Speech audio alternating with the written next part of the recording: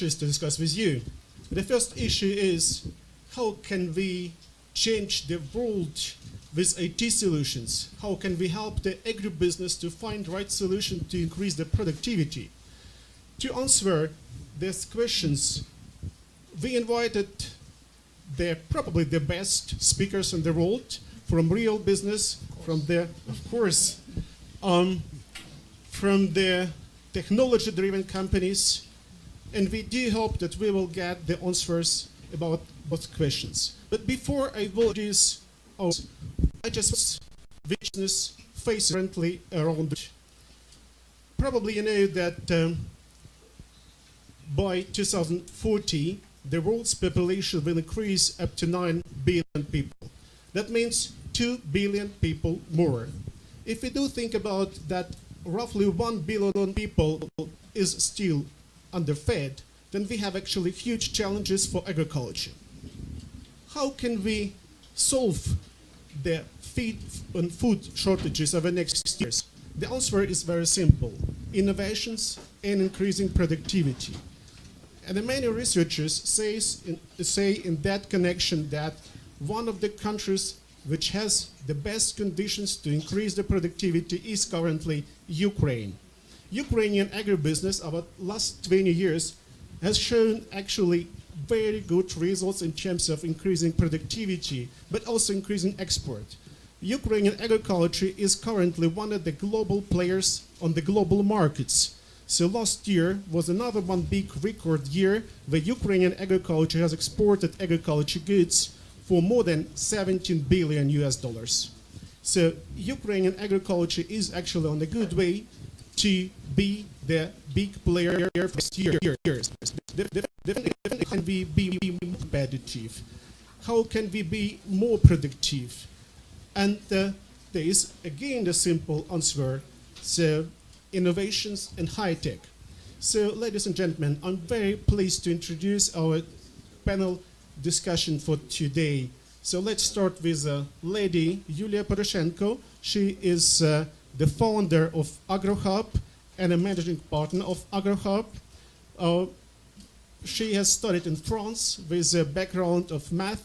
So she used to work in a different consulting companies. So she sees the agribusiness from different perspective. Then we have Michael.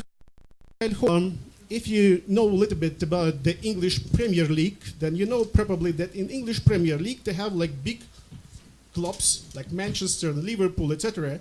But sometimes they are Leicesters, they become champions. If you take a look on the machinery market, we have 3 big players: John Deere, Case New Holland, and also Agro. But horse is becoming recently the champion. Why? Because they are so innovative, and my company, IMC, is buying the machines and is so happy because Michael Horsch knows exactly what the farmers need.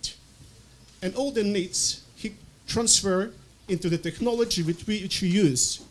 Thank you for coming, Michael. Then Tobias Manner. I think I don't need to introduce Bayer company because it's a world-leading company in terms of technology in the crop sciences, but not only in the crop sciences. Tobias has worked in Ukraine for 5 years as a country manager and knows the Ukrainian agribusiness quite well. So, but he is also quite experienced in the world technologies, and currently he is at Bayer AG. He is responsible for the global digital farming project. Thank you, Tobias.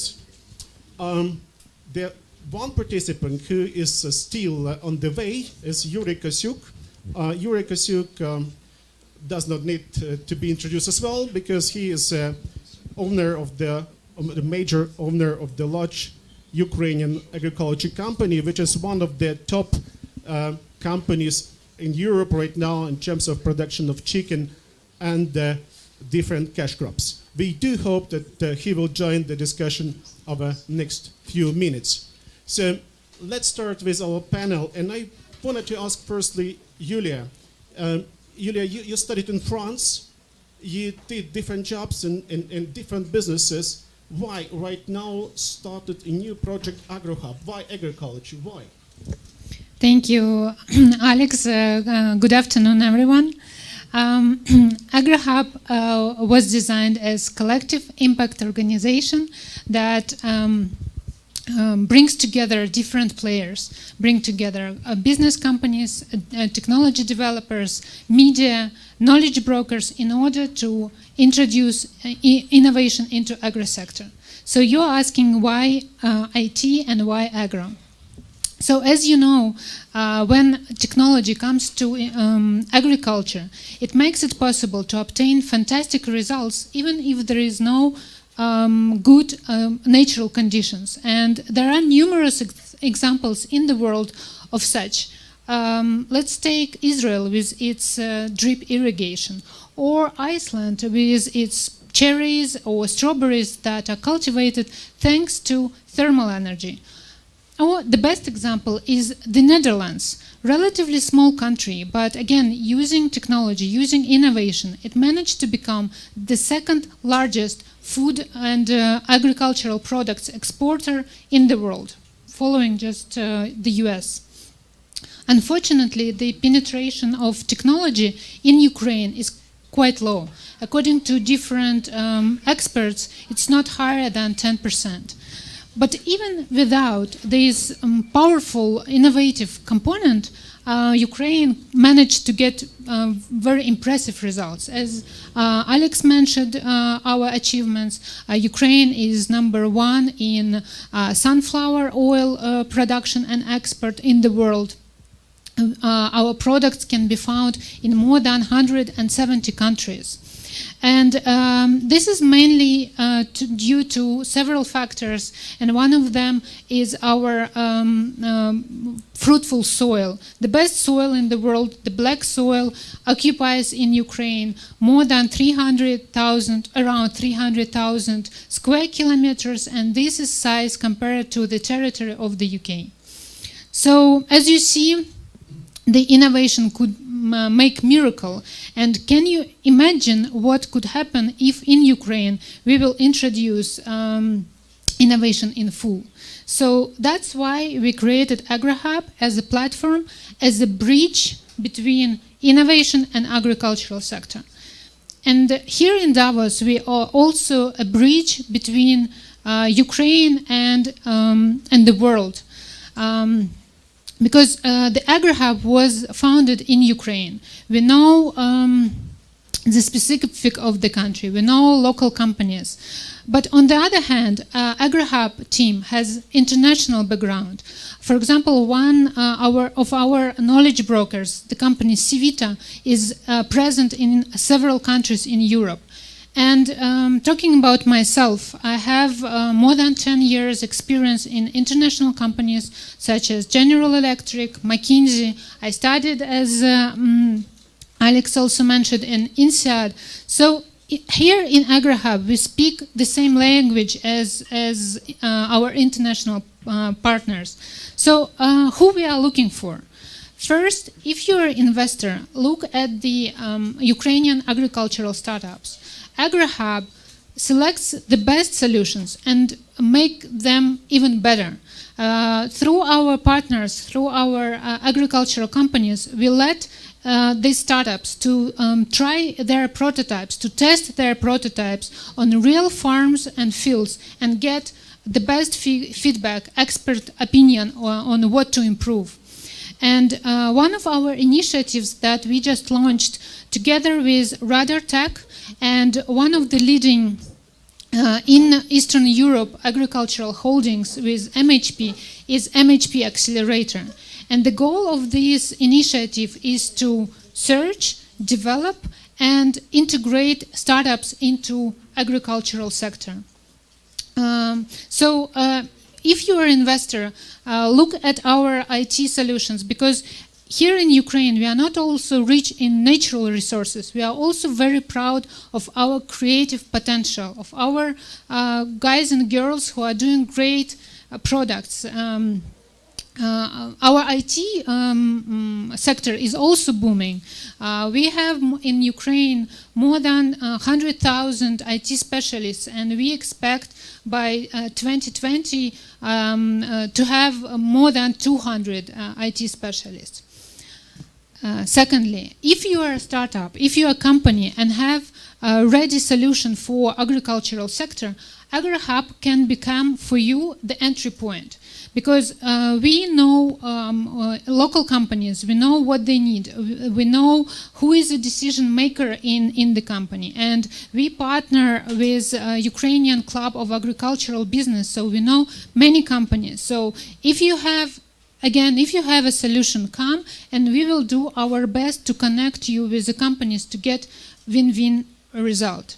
And finally, we are a platform, innovative platform. We collect ideas, innovators, and we want to become a part of global network. So we want to connect to such platforms as we are. So let's connect, let's talk, let's act, let's build bridges. Thank you very much. Mikhail, I don't need to ask you why agriculture, because we have discussed last time when we met in Hanover in Agrotechnica for 3 hours about the games for kids based on farming. So, and decided that the games for kids based on farming, they will help actually to make our world peaceful. And I do believe that it's really true.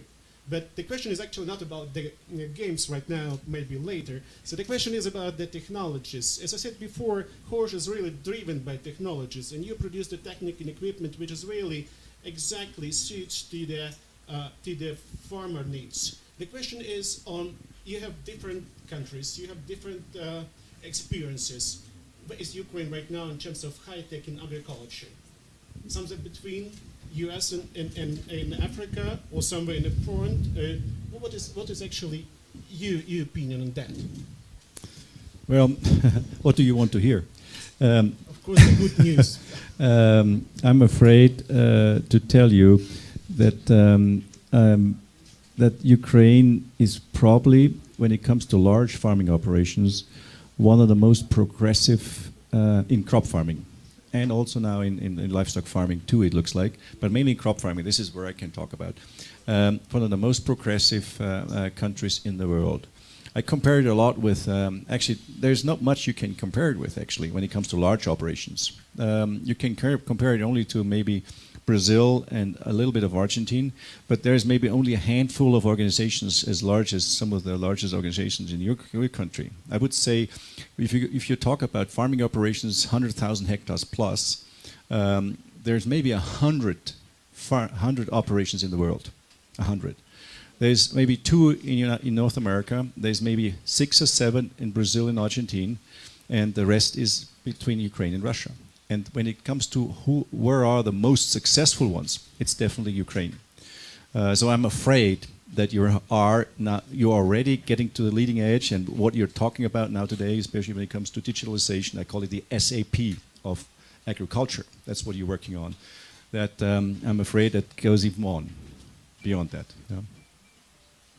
And it looks like, I mean, I've seen you develop for the last 25 years, Ukraine, and I remember when I first came to Ukraine 25 years ago and saw this cooperative farm, this kolkhoz and cooperative farms transferring into private enterprises, and then the first investors came and they made a flop up, and they just lost all the money, and the next ones came in.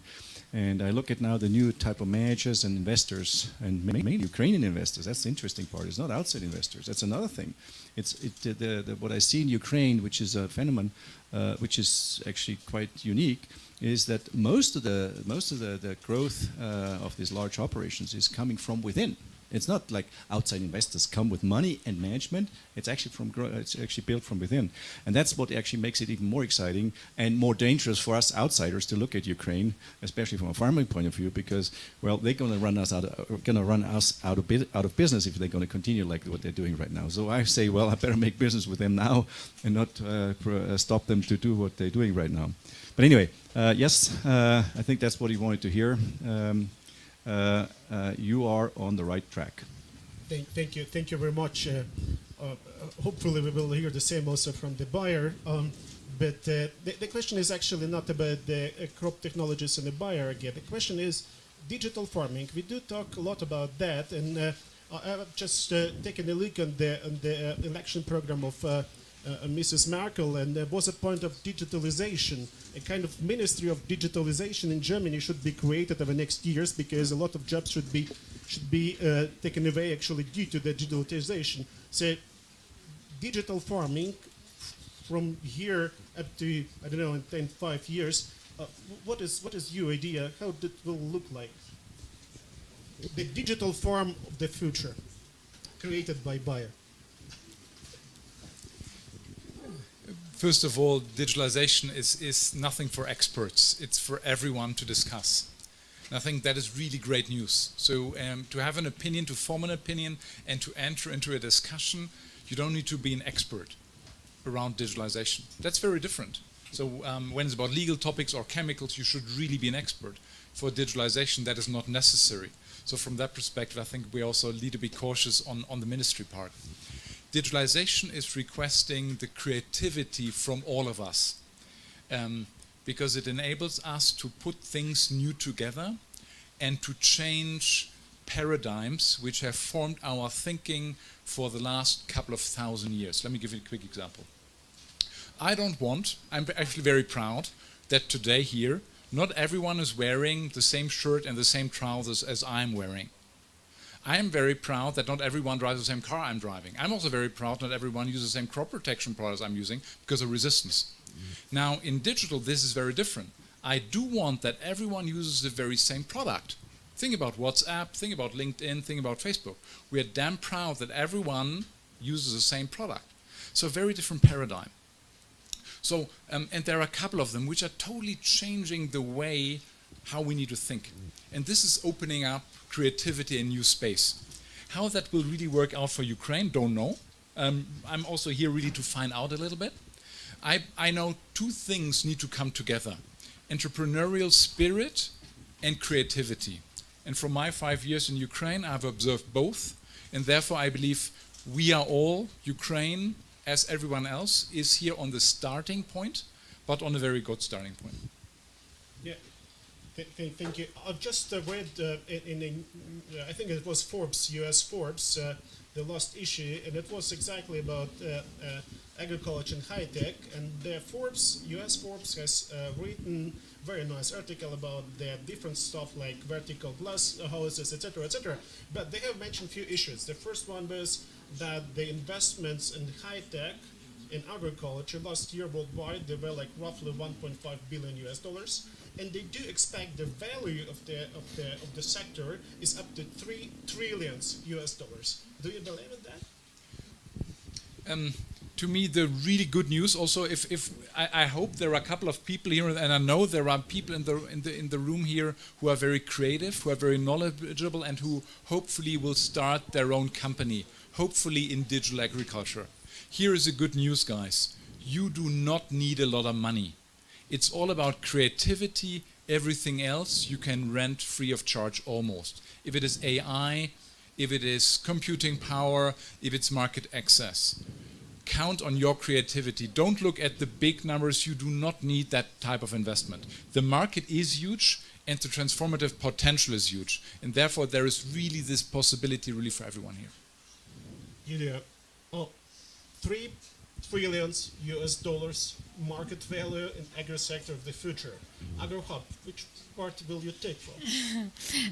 Our main goal is to develop companies, IT companies, startups, and help the companies, the business agricultural to become more effective. So we hope that by introducing innovations into our partners, in our partners company, will help them to grab as much as they can from this volume. So Agrohub is just like helping these companies to become more efficient and get more profits. That's good. I do predict that the Ukrainian high-tech agri sector will have over the next 5-7 years like a share of to $7 billion US dollars. That's my personal prediction. We'll see over the next 5 years if it happen or not, but I think it will happen. So, Mikhail, what is your idea about that?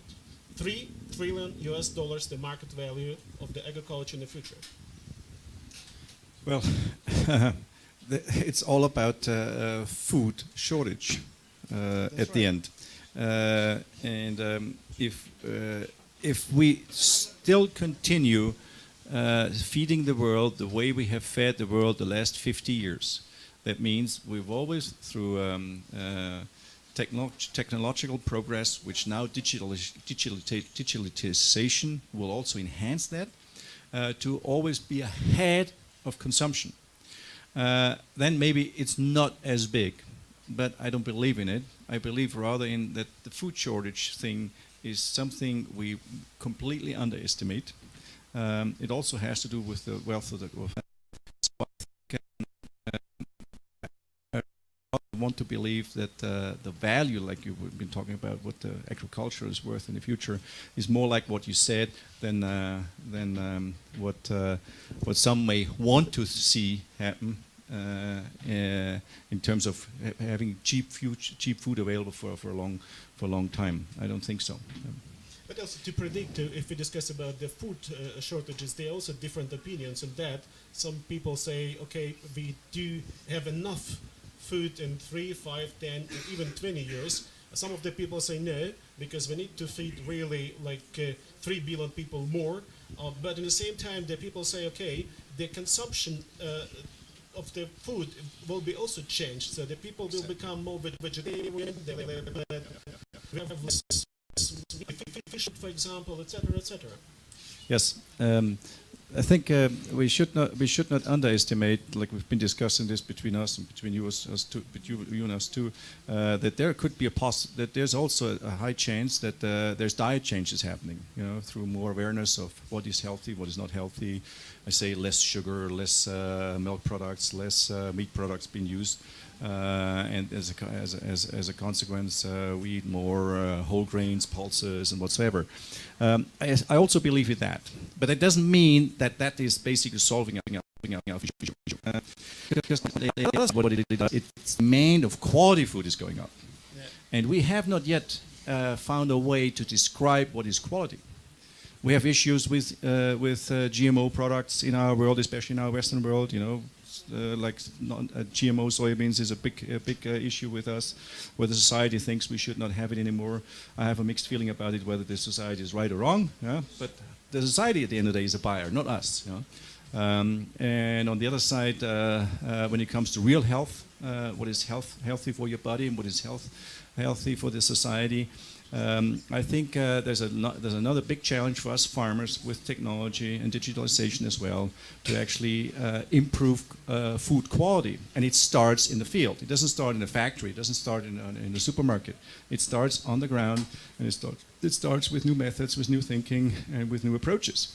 And I think there's tendencies in this world that we have to be aware of. And it's actually driven by, for instance, I always use the example that you have probably heard about flexitarians. The flexitarian movement is one of the biggest movements in the world, bigger than the organic movement. Nobody is yet aware, not many people is yet aware of it, but maybe many of you are already flexitarians even without you knowing it. But did you know that one of the biggest driver of the flexitarian movement is Silicon Valley? The Silicon Valley is full of flexitarians. They believe in it.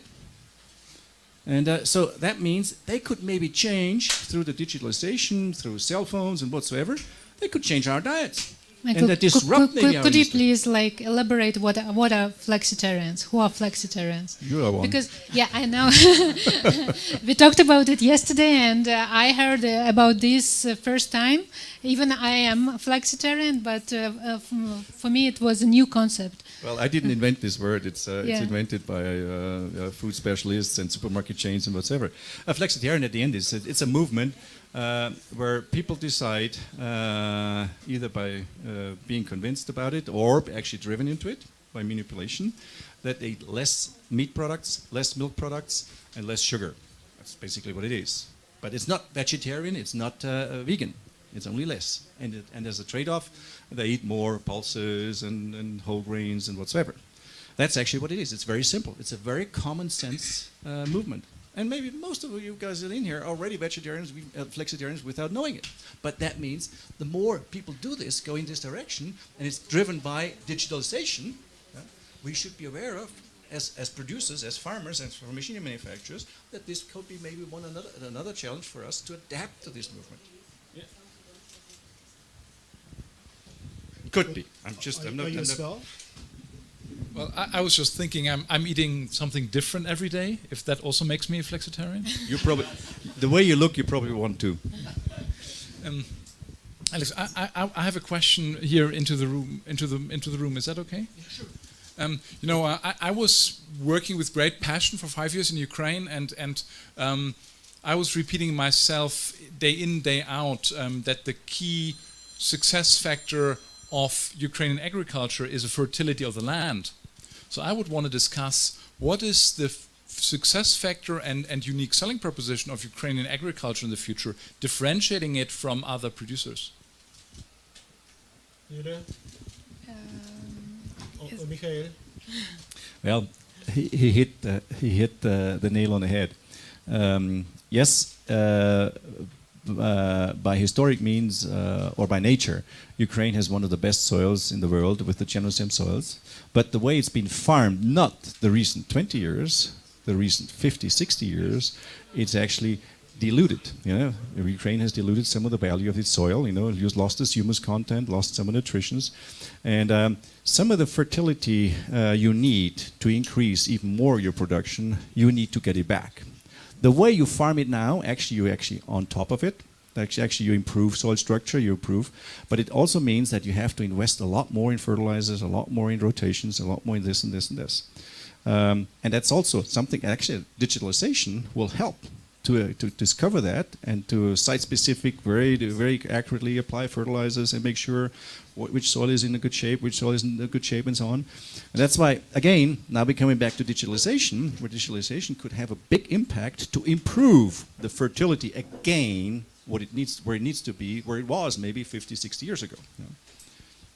Yeah, I'm just wanted to add a few words for those who not knowing. I'm CEO of IMC Agriculture Company. We do operate 136,000 hectares of land in 3 regions of Ukraine, Poltava, Chernihiv, and Sumy.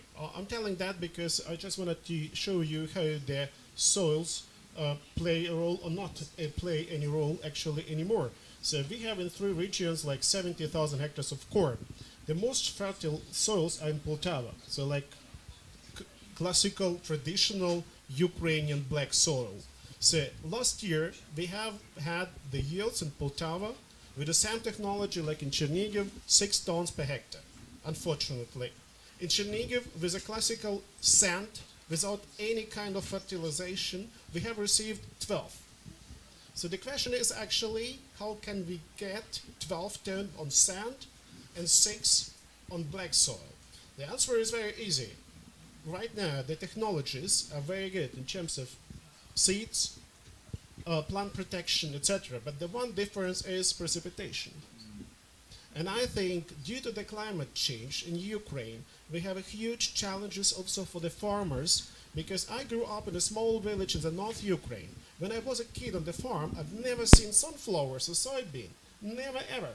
But right now we have all the fields with sunflowers and soybean and corn due to the climate change. The only one answer. So I think we do face huge challenges and it will also increase the role of precipitation, of the technology, of the staff who is going to increase the productivity of the next years, because the only soil is not the answer anymore. Not in Ukraine at least. Yeah. So Yuri Kosюk, please. I'll be here from that side. Yeah, please, we have a place for you. Please, here. No.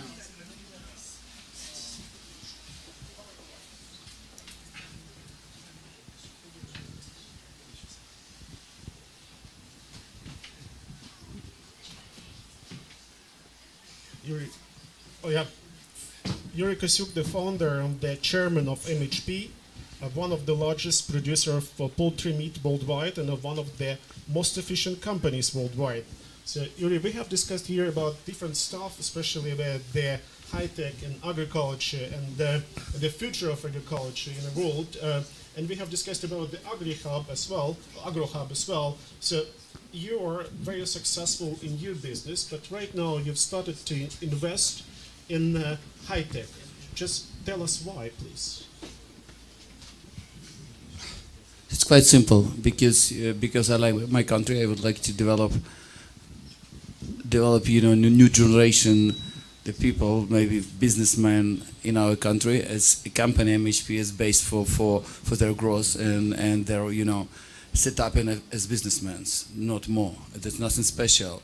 That's for me. That's rather a charity project rather than the business. We don't see any. Maybe that potentially will be a business, but I would like to develop these businessmen, small guys, who are very active, who are very smart, and who would like to do something in that country. We are, for them it's base for their future. That's only one way, only one reason to do that. We have discussed also here that the agriculture sector of the future will have the value of $3 trillion. You don't, yeah. I have no idea about that. I have no idea what does mean trillions of the dollars because who knows about future, The Mikhail knows. Mikhail knows? Seems to me not. We have expertise from the past, but our future expertise is completely zero. So. Yeah, please. We have questions from the floor, so please, we have like 10-15 minutes for that. Do you have microphone? Yeah, 1, 2, yeah. Do you have an, yeah, I'll give you my microphone. Thank you very much. Can you hear me? Yeah, we do hear, yeah. Okay, thank you very much. This is just a comment from my own experience. I'm a businessman from Azerbaijan. We started investment in the greenhouses in Azerbaijan. It started with 10 hectare, grew to 30 hectare. And the question of agriculture, I think, has two dimensions. One is for the country, the macro picture. What happens about the import, the export, the innovation and all that. But also, there's a very interesting question of how much do people benefit from it? So after I made my greenhouses, after 30 hectares of very high-tech greenhouses, I had this idea. I said, why don't we democratize this knowledge of how to build greenhouses? We are the sole distributors of seeds, which are now Bayer seeds in Azerbaijan. And we set up a seeds company. We said to Bayer, look, we want to distribute your seeds.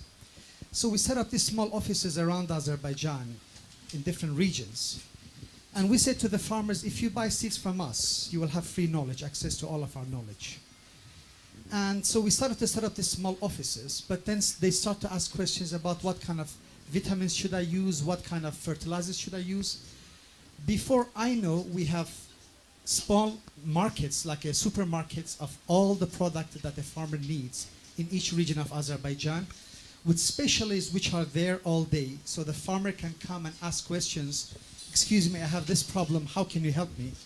So we took the knowledge of building a greenhouse by ourselves, because what happens in Ukraine, in Russia, in all of our region, in CIS, you have 2-3 big companies, they come, they build 200 hectares, they say we solved government's agriculture problem.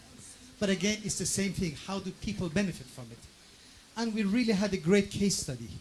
We now have hundreds of farmers who are small farmers, they buy seeds from us, we go to them, we talk to them, they can send us a picture via WhatsApp, they get an answer immediately what the problem is. Technology helps. They can call us via WhatsApp, it's free, it's, there's internet is everywhere. They suddenly have a resource to go to, and it's not government. It is private, it's based on a relationship, and really it's done wonders. I just wanted to share this great experience with you, that sharing high-tech, a fertilization process is high-tech now. Vitamins are very high-tech, but taking this knowledge to every single farmer in the country is also very, very important. And I love Ukraine. I have, the CEO of all my operations. We have 10,000 employees. He's from Ukraine. I have a great bond to the country.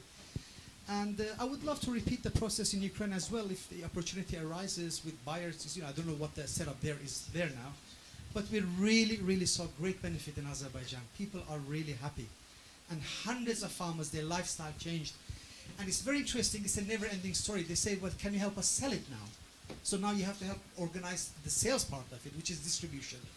And your company just grows organically by itself. It's phenomenal. I just wanted to share the joy. Thank you. Thank you so much for sharing, and it's a very interesting experience, and I would love to connect with you so you can tell more about it, because for us in Agrohub it's also very important to collect these best practices and what we call use cases that we can distribute through our other members of the community. Thank you.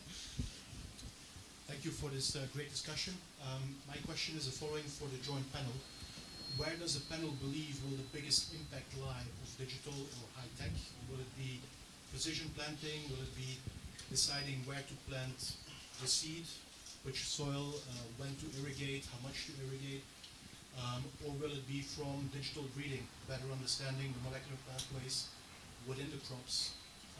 Maybe it's a combination, but I would be very interested to hear the opinion of the panel. Yeah, let's collect a few questions and then we will actually answer that from the panel. Yeah. Yes, please. So Yeah, next yes. question. Well, I do share the enthusiasm about the driver of technology driver for driving up efficiency and harvest yield and profitability of the Ukrainian farms, particularly the large-scale farms. But I just want to mention we shouldn't lose sight of the fact that the first, let's say, 10 years ago, when we started seeing these large-scale operations listed on the market, besides MHP and Cornell, and maybe one or two others, many companies disappeared. A lot of money was lost, actually. And I think corporate governance was one of the major problems. And so I'm wondering what you're thinking about the future of these operations and their, let's say, position vis-a-vis to foreign and local investors. And maybe something to think about is if you look at what's happened in Latin America, you take the example of Argentina. It's a very interesting example. Not only we can talk a lot about the farming there, but about the way that investment in farming is really a household name. You have hundreds of little investment pools where people put money in. You have a stable yield, and it's like a very mainstream way for people to invest in that country. So it's maybe something to think about for the Ukrainian model. Yeah, thank you. Who is going to start?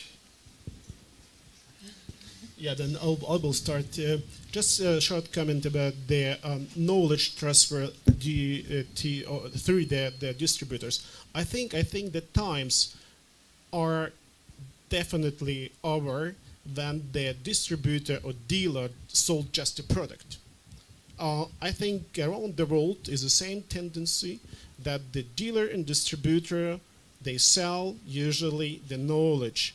And if you go to the US farmer and ask actually the US farmer, what kind of seed do you use? Usually they have no idea, because they believe and they do strongly trust to the distributors. They know exactly what do they deliver, why do they deliver, they did deliver the knowledge.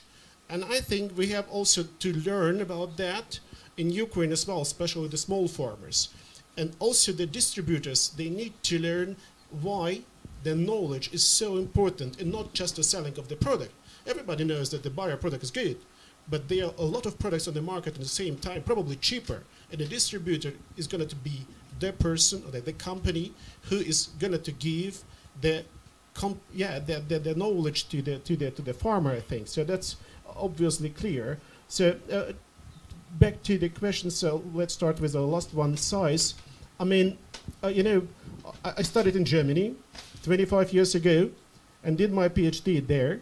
And even 25 years ago, everybody discussed about the size.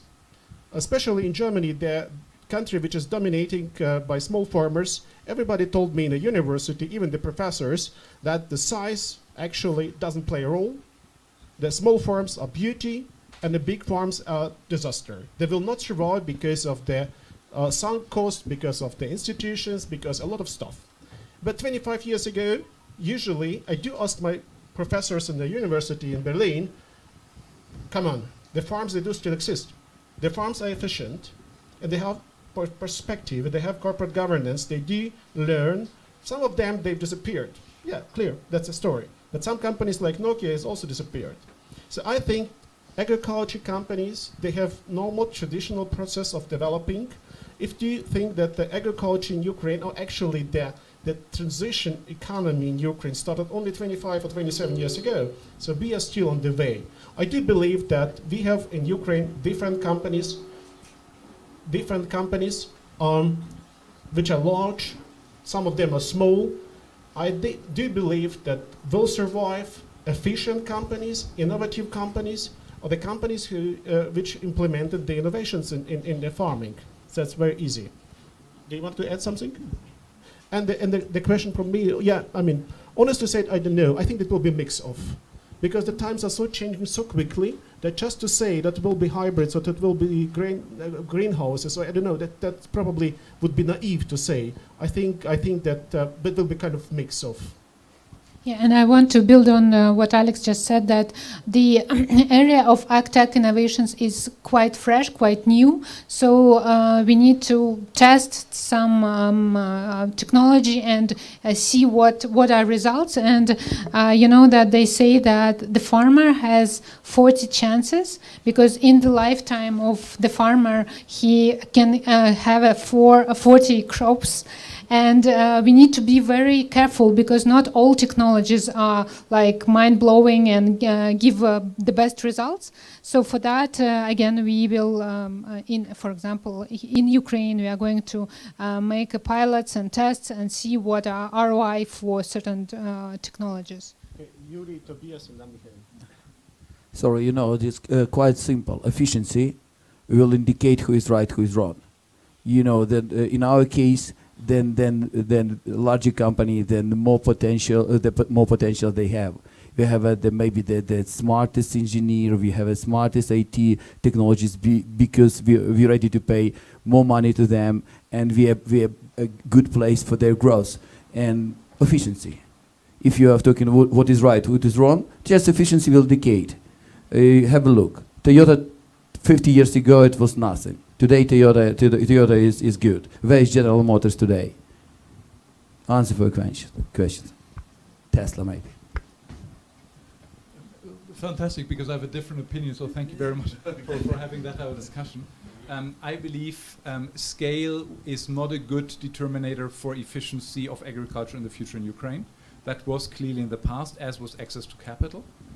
Digitalization will lead here to a more democratization of good agronomic decisions, and will not determine, and efficiency will not be driven by size, but rather how quickly farmers will be able to embrace new technologies, especially in the space of digitalization. Farmers or big companies?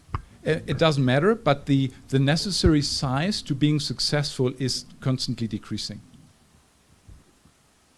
We'll see. Okay, Michael. Yeah, I want to just come back to where digitalization will take us.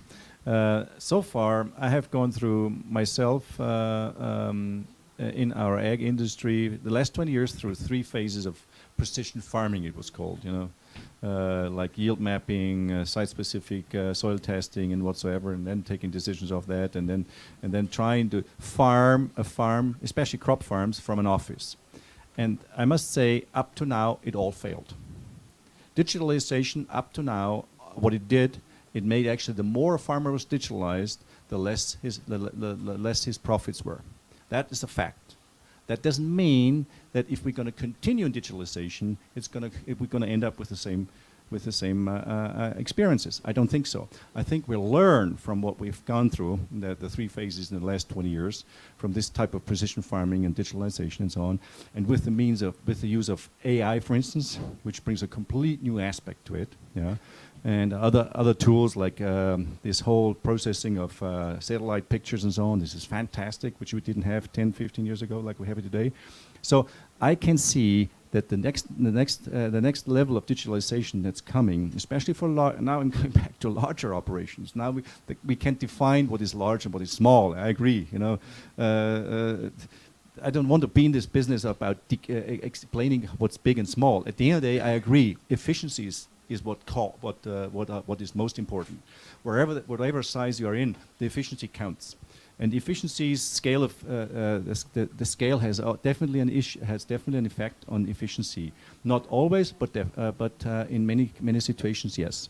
But anyway, the next level of digitalization with AI and processing satellite pictures will definitely become a better tool for decision making, not running farms completely from remote. Forget that. And we also discussed that the human factor with new digitalization has to also grow with it. The next generation of managers of farms, they have to be educated. And it's better to educate them on site, where you develop also the digitalization, than you bring in something from remote, from other countries, and try to adapt what works in the States, try to make it work in Ukraine. I don't think that's very smart. Some pieces, yes, but not all of it. So I agree the way they're going, that they try to take some of their digitalization in their own hands and work together with Bayer and others, or to learn from them, and at the same time build a next generation of farm managers that use digitalization as a better management tool, but at the end of the day still be farmers, be better farmers. Because at the end of the day, if you forget about being a farmer, understanding soil, understanding what's going out there in the field, the digitalization will not help you much. So it goes all along. Okay, there was a question.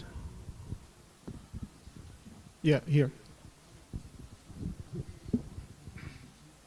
My name is Alexander Landi. I'm chairman of Agrohub Group in Switzerland, and well, we have quite a lot of clients in Ukraine with whom we develop new fertilizers. And I agree that it's not going to be only digitization or any specific thing which will develop the world to feed the 8 billion people population, but it will be innovation everywhere. So what we are doing is in our labs in Germany, in Norway, in the United States, and other places, we are developing new products and new fertilizers, and these are slow release, microgranules, and so on and so on. And I think that has to be combined with digitization. It has to be combined with the imaging of fields, and at the end of the day, determining what is the best application of best product to soil, to specific crop. That's what we are trying to do. Now, my question to you would be, is that something which Agrohub would be interested to develop? Or who else is in Ukraine the best platform to discuss those issues? Is that the Agricultural Rada or any other association? Where should we be active? We have 4 agro centers in Ukraine. Again, some of our clients are here, but we would like to know more. How? Thank you much for the question. I was actually going to make a comment that innovation agenda for Agrohub is not only digitalization. There are more than 24 or 25 areas that are related to innovation and in agriculture. So it's agrobiotechnology, which you are talking about. It's digitalization, automatization, innovations in corporate management, and many more. So we are doing right now a big research. Me being a consultant, I always start with diagnostics. So first what we are going to do is diagnose the sector in terms of what are the innovation priorities. So what we do through the series of interviews or surveys and scorecards, we are going to understand which priorities are there on radar for agricultural companies in Ukraine. And for example, we did this for MHP, and agrobiotechnology is one of the areas that are on innovation agenda for the company. So yes, we are going to also include this area into our agenda. In my case, advice: only your clients are your promoter, and you should connect with direct customer, and that's all. Rest of them, it doesn't work. That's rather dreams and folk. And I think Sorry, Yulia. No, I think if you have big clients, then everyone, a large company, Ukraine has a R&D department, and that means you can use the facilities of large companies just to implement new technologies. I mean, I do speak about IMC. We have roughly 2,000 hectares only for tests and pilot projects. So there is a huge team which is actually occupying only with testing of different stuff. So you can easily work with them together. But I do completely agree with Yuri that your clients is the best answer on your product. If they are satisfied, then it's actually, yeah. There's a question?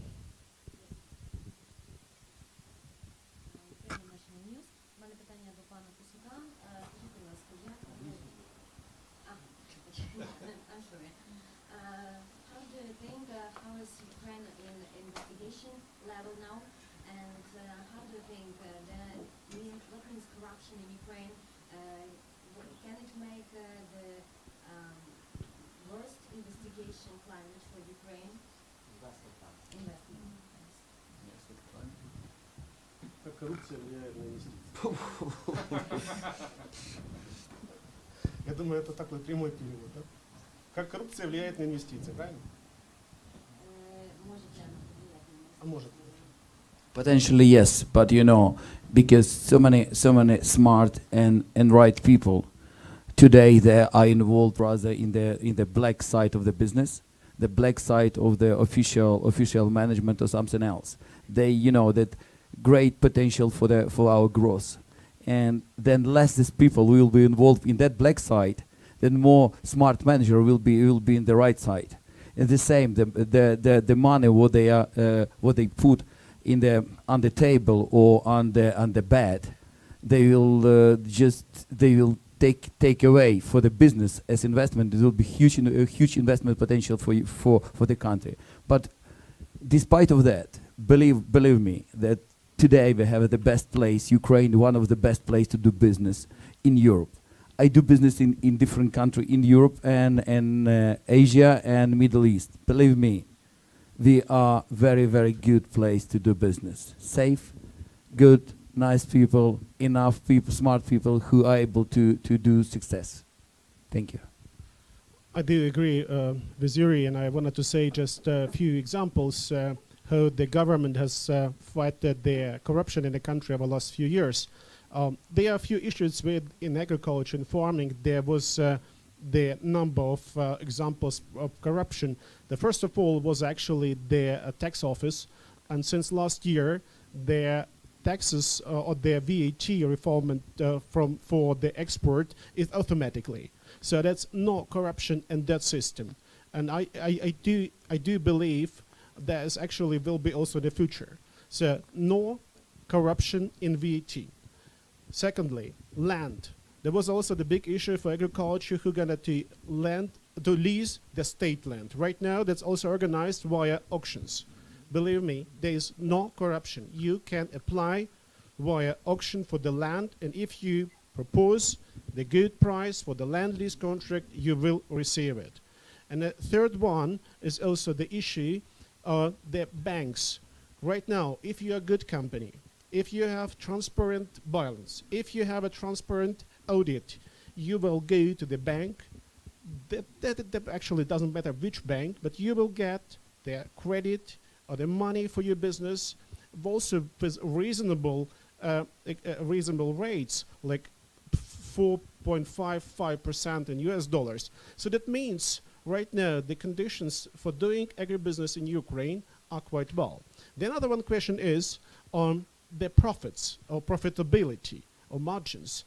And in Ukraine and farming right now, they are quite high. And if you go to the different countries in Europe, Romania, Hungary, etc., you will never ever have such margins like we have currently in Ukraine.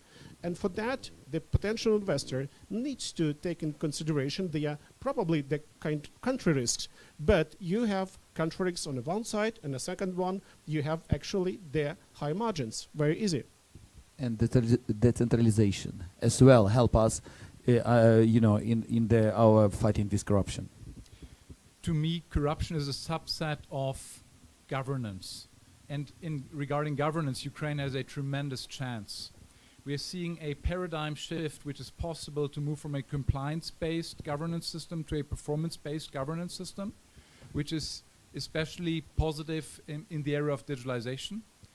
And if Ukraine is embracing this better and faster than other places, it can clearly differentiate, especially also here to countries comparing to the European Union. Thank you. So, was a question? I got a brief question for Yuri Kosюk. Thank you for joining us. Every time I go to London, I see many investors there, and when we speak of Ukraine, those investors are not yet looking at Ukraine. They always tell me that it looks like Ukraine is opening up, and they always mention two sectors that they're looking at. It's energy and agriculture. Usually it's agriculture, which is number one. And your company has been immediately mentioned as an interesting potential company for investment. So congratulations on this. Now getting to the question, you were one of the pioneers in Ukraine in terms of investing into technology and making your production more technologically advanced. And I understand why, because you want to increase the efficiency. So my question is, how do you see potentially, could you, because everybody's looking up at what MHP is doing and tries to replicate, and I of course congratulate Julia on actually starting the Agrohub, because it's a good accelerator for actually creating new ideas, creating new innovations. But what else do you think Ukraine could offer in terms of combining agriculture and technology, and basically how we can use that experience not only on the Ukrainian market, but actually then be exporting technology as well, not just a finished poultry product or agricultural product. So where Ukraine can become an exporter of this agro-tech technology in itself. Thank you. Have a look. 20 years ago, when we set up our business model for the chicken production, we were unique. Everybody, told me nobody in the world are not doing like that. Why you do this? Why you do that? And today, the Poland tried to practically replicate our business model. Believe me, the Polish agriculture or chicken business in 10-15 years will look the same as we have in Ukraine, and all rest of old Europe are scared about Polish potential in the chicken business. Okay, we're fine. The similar successful company in the pork and chicken business start to develop their business, the same business model in the United States as well. And for us, we try to find out maybe something new. That reason why we set up this project, and we set up a lot of new projects as well. This new green energy, or the smart technology, smart agricultural technology. I don't know. We try to find out something unique, and believe us, we have great potential. We have enough smart people. We have a big base to set up hundreds, thousands of experiments to find out something new, something unique for the world, because we are a big place and we have everything. We have enough muscles, we have enough money, we have enough smart people to find out something new. And that's reason why we are so optimistic, why we are so bullish about that. Thank you. So we have time for one or two very last questions.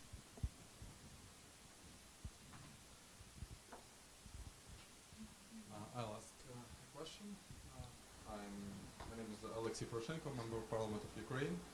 Do you think there are any specific IT technologies that Ukraine should, like Ukrainian agricultural sector should start implementing now to be more ready to the coming climate change, to getting more, having more, like what you said, different conditions in different parts of the country, with like land getting more arid or maybe getting like more water on the other side.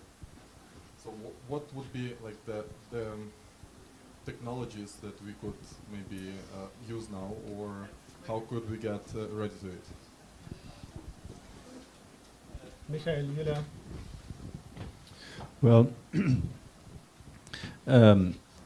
the fact is, when it comes to climate change, Ukraine, especially the last 10 years, has definitely been affected by the climate change in a positive way. Like parts of Russia, like parts of Western Canada, like parts of northern United States. It looks like that between the 45th and the 55th latitude in the northern hemisphere, the climate change that's taking place brings us warmer winters, more rainfalls during the growing seasons. Yes, it brings us also a little bit more extreme weathers like thunderstorms and heat waves and so on. But as a general, This is the biggest impact of bigger crops in wheat and corn the last 5 years.